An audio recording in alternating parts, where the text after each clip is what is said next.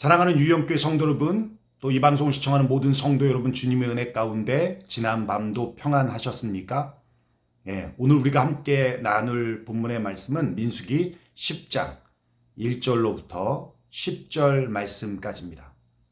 제가 이전에 말씀을 드렸지만 민수기 1장부터 9장까지는 광야 행진의 출발 준비의 과정을 그리고 있고, 이제 10장, 오늘 우리가 보는 본문까지 모든 행진을 위한 준비를 하는 과정이고요. 이제 이후부터는 이제 출발을 하게 됩니다. 행진에 앞서 가나안으로 들어가기 위한 행진에 앞서 이스라엘 대군을 통솔할 수 있는 사인들을 오늘 본문은 정하게 되는데요. 민수기 2장에 언급했듯이 싸움에 나갈 장정의 숫자가 60만 명이 넘었거든요. 그렇다면 여자와 아이들까지 하게 될 때 200만이 넘는 인구가 함께 있다라는 것을 추측할 수 있습니다. 그 인구가 이동한다라는 것은 대단한 것이죠. 지금처럼 확성기나 무전기나 혹은 셀폰이나 이런 통신 수단이 있었으면 오히려 좀 난데, 그게 아니라 그 당시에는 그런 게 전혀 없었죠. 그래서 그 인원을, 그 대군을 통솔하기 위해 은나팔을 만들어서 통솔을 하게 됩니다.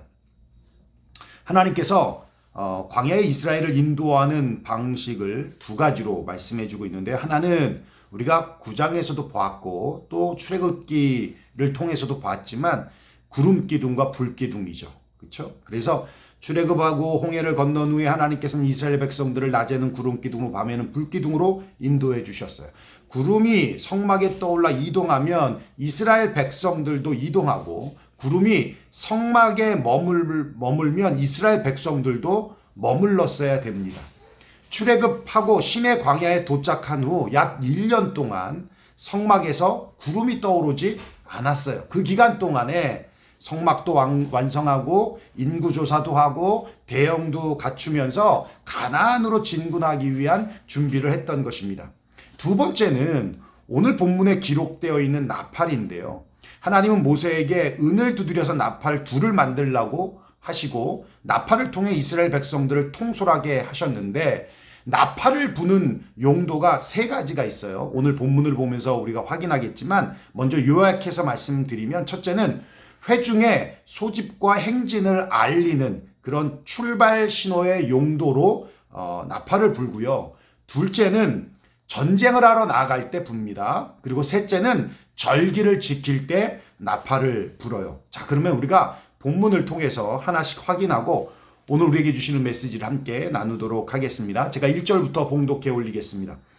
여호와께서 모세에게 말씀하여 이르시되 은 나팔 둘을 만들어 두들겨 만들어서 그것으로 회중을 소집하며 진영을 출발하게 할 것이라.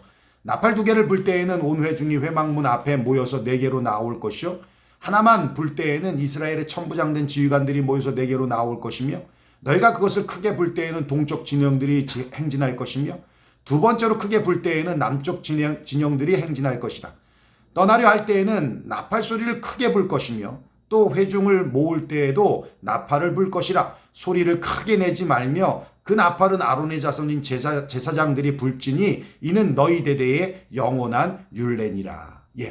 은나팔은 회중의 소집 신호일 뿐만 아니라 행진을 알리는 출발 신호이기도 합니다.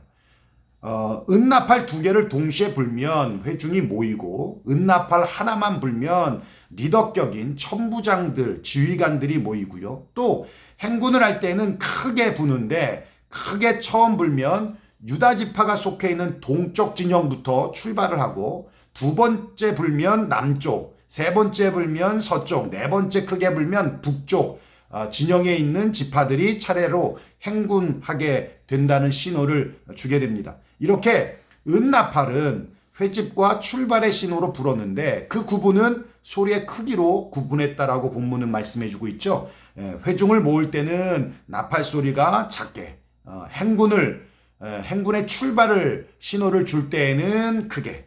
여기서 중요한 것은 한 명 열애 없이 모이라 하면 모이고 출발하라 하면 출발했다는 거예요. 두 나팔을 불면 열애 없습니다. 모두 모여야 합니다. 그리고 크게 불면 열애 없습니다. 다 행군을 해야 합니다. 누가 붑니까? 8절에 아론의 자손인 제사장들이 붑니다. 제사장이 불면 모여야 합니다. 왜요? 제사장들이 자기의 기분대로 날씨 보고 불지 않거든요. 구름 기둥과 불 기둥의 움직임을 보면서 붑니다. 하나님의 사인을 보고 듣고 불었다는 것이죠. 제사장은 하나님께 민감해야 하지만 이스라엘 회중들은 그 사인을 받고 알려주는 제사장의 나팔 소리에 민감해야 한다는 겁니다. 여기서 제사장은 중보자적 역할을 하는 사람들이에요. 우리의 대제사장 되시는 예수님이 지금도 모이라고 나팔을 부시고 또 흩어지라고 나팔을 부십니다. 그 나팔 소리에 우리는 귀 기울이며 모이라 할 때 모여야 한다는 것이죠. 또 흩어지라고 하실 때 흩어져야 하는 겁니다. 그래서 모이는 교회도 되어야 되지만 흩어지는 교회도 되어야 한다는 것이죠. 그 나팔 소리는 지금도 말씀으로도 들려주시고 부는 바람의 소리로도 우리에게 들려주시고 또 때로는 기상이변과 기후의 모습들을 통해서도 우리에게 알려주십니다. 또 아이의 울음소리로도 그 나팔 소리를 우리는 들을 수 있습니다. 아내의 잔소리 같은 소리로도 하나님의 사인을 우리가 들을 수 있다라는 거예요. 주님의 그 나팔 소리에, 주님의 음성의 소리에 더욱 민감하게 되는 한 주가 되시기를 축원합니다. 9절부터 10절까지 보겠습니다. 또 너희 땅에서 너희가 자기를 압박하는 대적을 치러 나아갈 때에는 나팔을 크게 불지니 그리하면 너희 하나님 여호와가 너희를 기억하고 너희를 너희의 대적에게서 구원하시리라. 또 너희의 희락의 날과 너희가 정한 절기와 초하루에는 번제물을 드리고 화목제물을 드리며 나팔을 불라. 그로 말미암아 너희 하나님이 너희를 기억하시리라.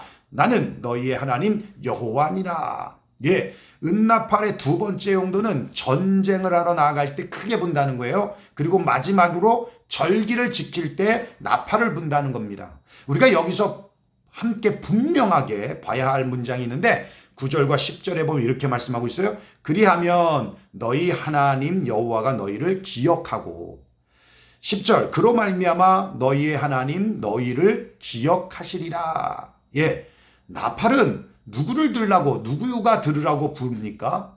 이스라엘 백성들이 들으라고 부는 것이죠. 전쟁 나갈 때 나팔 불면 군대가 전쟁하러 나가는 겁니다. 절기를 지킬 때 나팔을 불면 절기를 지키기 위해 이스라엘 백성들이 모여야 하는 것입니다. 그런데 그 나팔 소리를 또 누가 듣고 있습니까? 예, 하나님이 들으신다는 거예요. 그리고 그 나팔 소리로 이스라엘을 기억하셔서 전쟁에 승리케 하시고 그 나팔 소리를 들으시고 절기를 지키시는 이스라엘 가운데 주님이 임재하신다는 것입니다. 하나님이 기억하신다 하면 떠오르는 한 사람이 있어요. 예, 사도행전 10장에 등장하는 고넬료라고 하는 백부장입니다. 그는 이방인임에도 불구하고 경건했다라고 성경은 기록하고 하나님을 경외하며 백성을 많이 구제하고 항상 하나님 앞에 기도했다라고 말씀하고 있습니다. 그런 고넬료를 향하여서 천사가 그렇게 말해요. 내 기도와 구제가 하나님 앞에 상달되고 기억하신 바 되었으니 하나님께서 기억하셨다.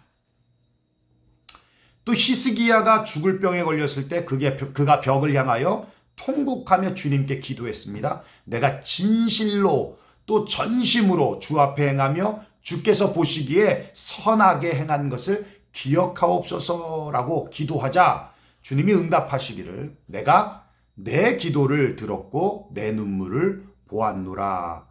내가 너를 낫게 하리라 라고 말씀을 하셔요. 사랑하는 성도 여러분, 기도의 나팔을 부십시오.